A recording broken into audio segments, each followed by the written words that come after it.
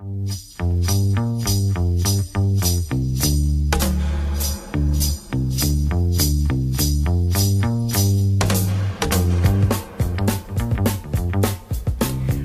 to Table Talk. My name is Greg Perez, and I'm your host, and my guest today is Mallory Gwynn. How are you doing? I'm doing well, sir. How are you doing? Good. It's good to see you. Has anything changed in your life lately? Or? Yeah, funny you should ask. I just turned 60. That is a big change for me, right? That is a big change. That's a big change. Anything happening? Well, yeah, lots of going on. I'm getting older, and that's one thing. But one of the biggest things, that comes with age is the children begin to leave home, right? And so out of 5 daughters, we're on our last daughter through high school. And she's going to be leaving home pretty soon. And that whole empty nest thing is kind of not a scary thing, but you talk about change in your life. We've had conversations like, what are we going to do?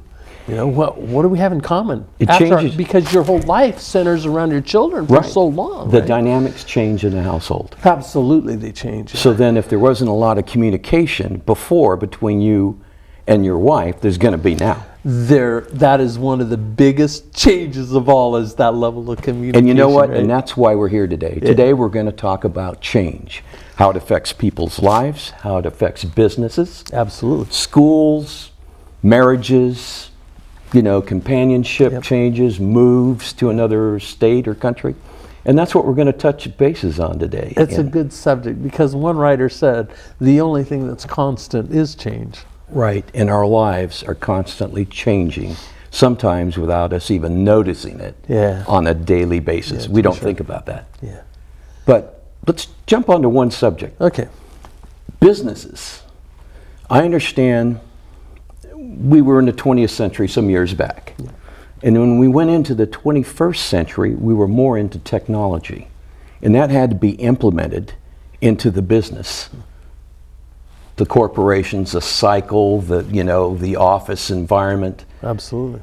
And some businesses were on board and some weren't, because it was change. They weren't used to it. Yeah, in fact, there are certain industries, full industries, that just didn't embrace the change, like to the computer. In fact, the fax machine is one of those pieces of equipment in business that was really common even 10 years ago. 15 years ago it was even more common. But there are still industries that rely on fax machine today, whole industries, and you think, man, that technology is an old technology. They're so much better, but they're just stuck in their way. Yeah, and the interesting thing is, it's not like it's a competitor that's doing better than they are. They might be in the same line of business. Certainly. It's just the changes that they made that created their rise in their percentage of monies they're making or production. Absolutely. It's just small changes. Absolutely. And here's the magic in all of that is that we don't even know. 5 years from now, we have no idea, because technology is changing so rapidly with the age of information. We have no idea what 5 years from now it's going to look like, because let's just think about it for a second. And go backwards in time. Let's talk about music. What has changed in the delivery of music in our lifetime? First of all, in maybe our lifetime, radio was more prominent than any other form of delivery of music and audio than any other form, right? Then records. And then records, and they started with 78s, went to 45s, went to 33s, and then all of a sudden, reel to reel came in. And I remember the first reel to reel I ever saw. It was a buddy of mine had it, and his brother was in Vietnam, and they brought over reel to reel. It was like just crazy, right? So I heard that, and then all of a sudden 8-track tapes, right? Exactly. And right closely on the advent of 8-track tape, of course that wasn't going to last very long because of the channels and how that worked. They went to cassette tapes.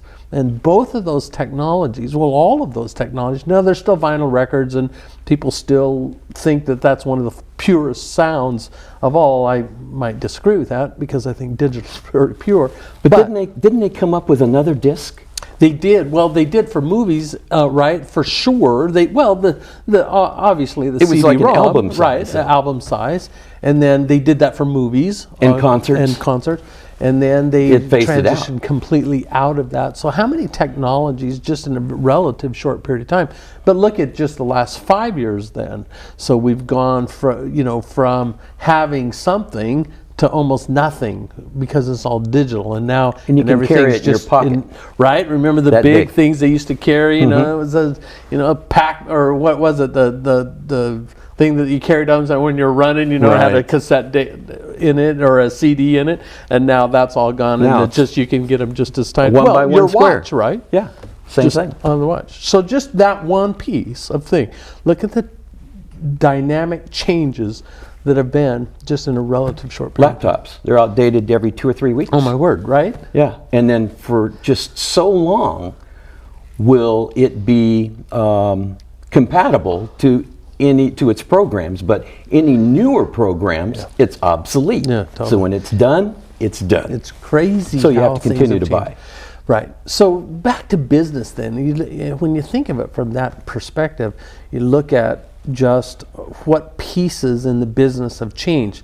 Certainly on the back end where they're cooking and all of those things, not a lot of technological changes. They've got better control for heat on the grills and the ovens and the dishwashers and all that stuff. But you look at the front end where it used to be a cash register, a little 10 key, it started with a big key cash register, full keys, and then it got 10 key, and then it changed a little bit, and the registers got a little smarter. Now today, what do? You go into a screen and you're ordering your own food. Right.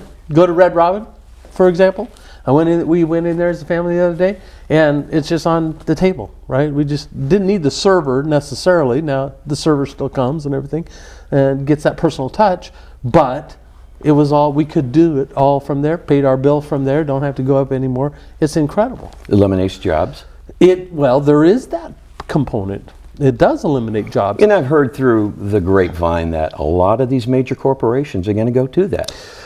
Well, Due to other reasons. there's a lot of reasons, which is all about change, right? Exactly. When you Once think again, of- it's that right? wheel turning. No, exactly right. And so let's implement this into a business, a small business of maybe 10 to 12 people.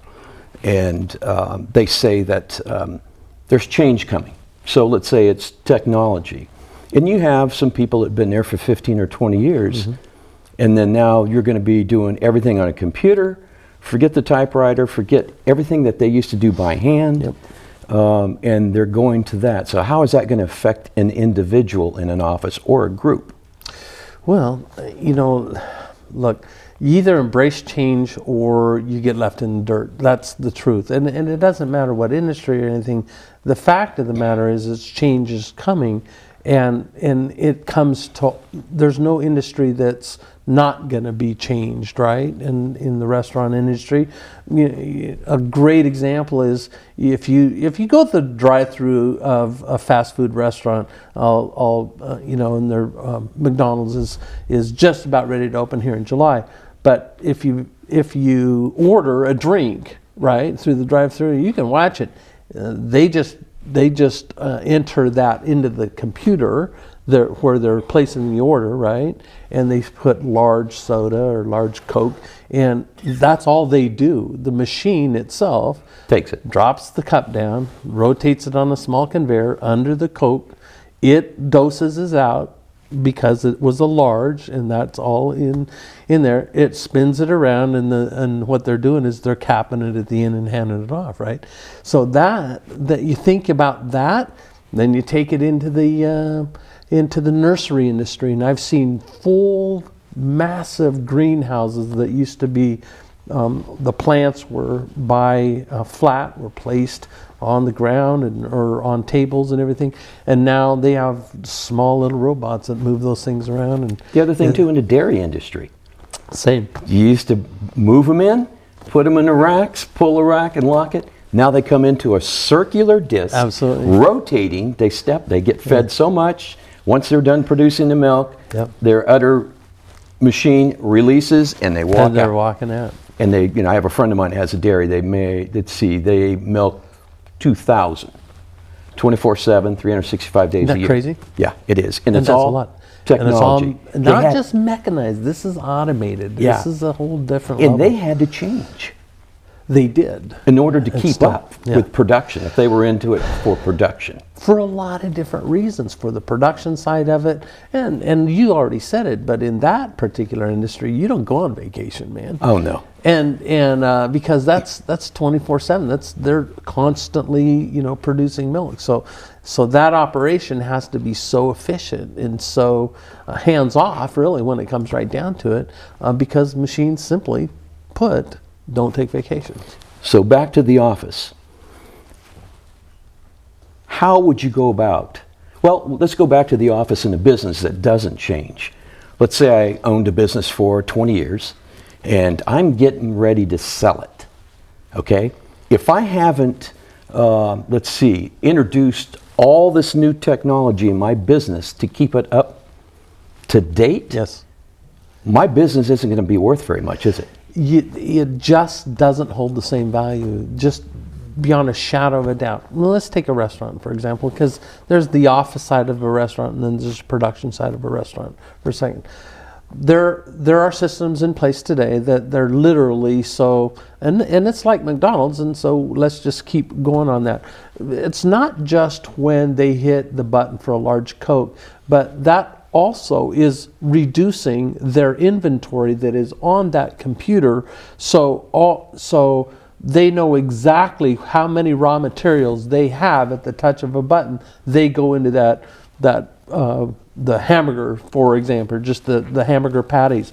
And as many times as they've pushed those buttons on the very particular item that is drawn on to make that product, it reduces their inventory. So all they're doing on their inventory, they don't have big inventory days like they used to. They have spot checks on inventory because at the touch of a button, when somebody orders the product from their drive-through, it reduces that inventory for them. That's all done, automated. So It keeps their inventory and for it keeps them, and it tells them actually when to order a product. It gives them that order point, and then it just places the order, or it sends it to the information, and the manager still makes the decision to pull the trigger to order. But look at the reduction of labor as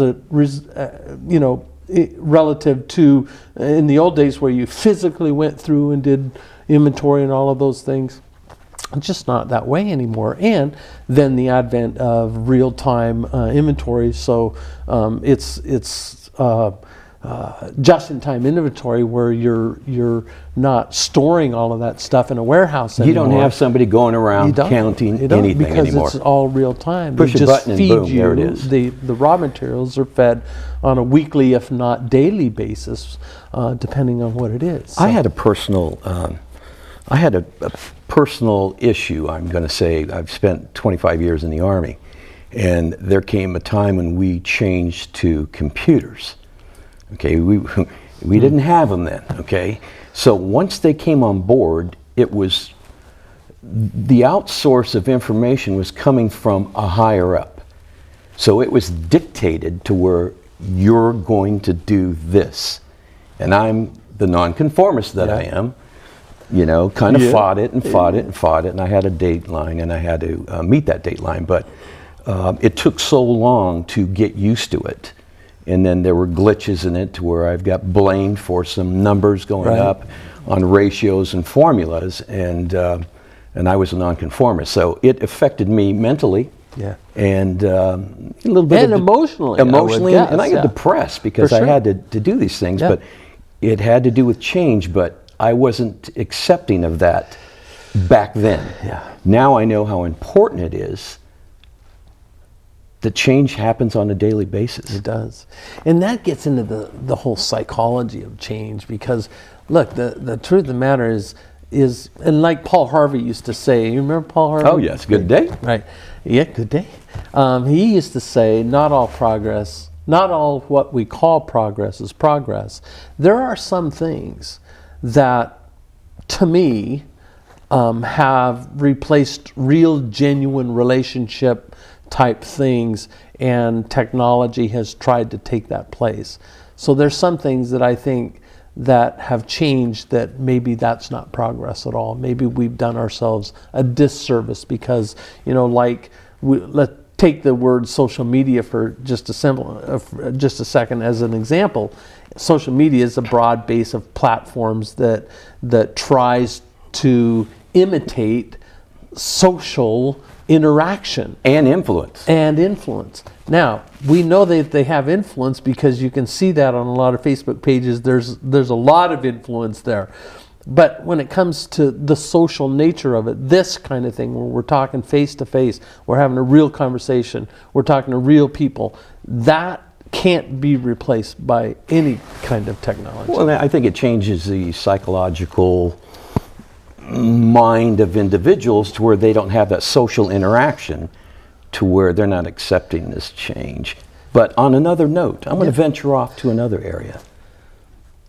Disillusion of marriages, families that split, that have children, they're going through a lot of change. They're going through a lot of change. And that's something that, a lot of people don't talk about, but sometimes if you have it out in the open, they might have a better understanding of what could happen down the road. Sure. A little bit of a vision. Because with the change, individuals are changing their friends. They move to another area that affects them emotionally. Sometimes there's depression involved.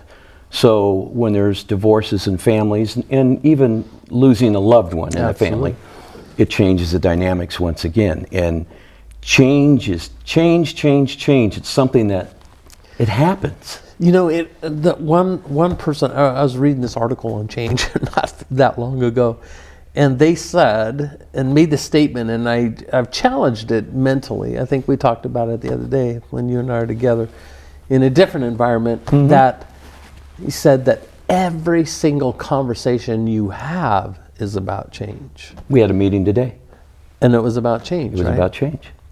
Absolutely. And so you look at that. So you're either an agent of change or you aren't an agent of change, and that's really, I think, incumbent upon us to really become agents of change.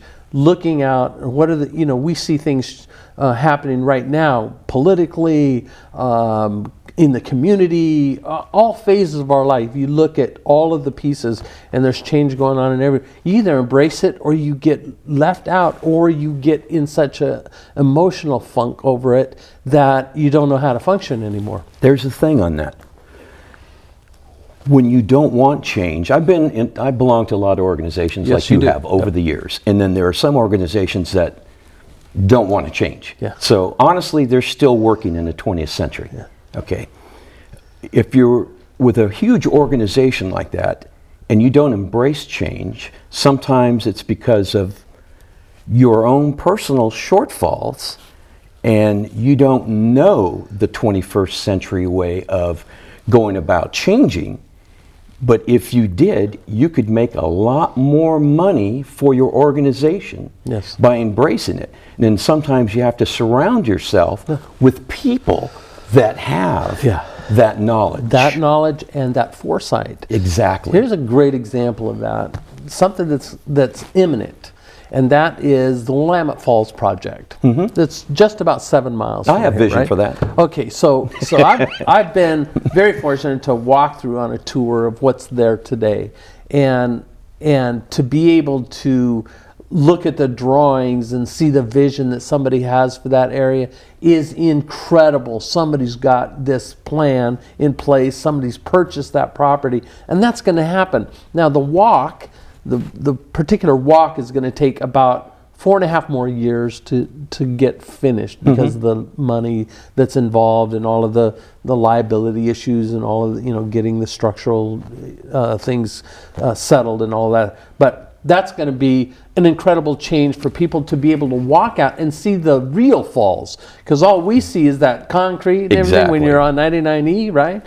But when you walk out there and you look back at the basalt structures there that are the real falls, it's like a shock to your system when you see it for the first time and you think, oh my word, that's incredible. So I bring that one up to say, if business people were thinking right now about the big change. This is not just a Oregon City thing. It's not just a state of Oregon thing, or a Clackamas County thing, or a state of Oregon thing. It's a federal thing. It has far reaches, and they're talking about it in Washington, D.C., how to fund this because of all of the Native American relationship Ties, they have, right, ties exactly. there and everything.